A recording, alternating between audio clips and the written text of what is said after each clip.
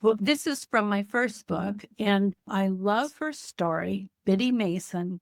She was born enslaved. She started out being sold to someone up in Missouri, and then that owner, who was a Mormon, decided he wanted his entire family and all the enslaved people to move to Utah, which was 1,700 miles. And of course, the enslaved people were not allowed to go in the wagons. They had to walk. So she walked 1,700 miles with a newborn baby on her back. And her daytime job was herding the cattle.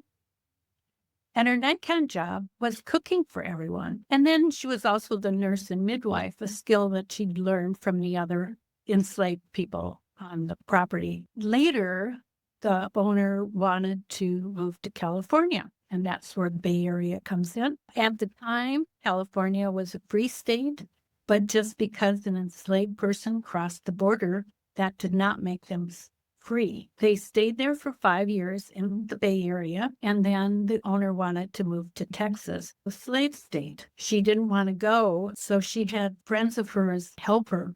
What she had to do was go to the sheriff, tell him to put her in jail so that her owner couldn't take her. And then she had to sue. She eventually did get her freedom, and then later moved down to LA. While down there, she'd been saving her money, and so she bought a house.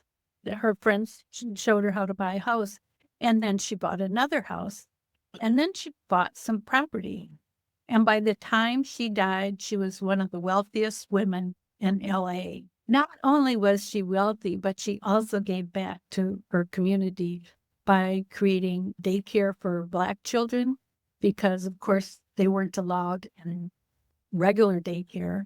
And also, she created soup kitchens. She donated land for a church, helped fund building of the church, and then supported that church until she died.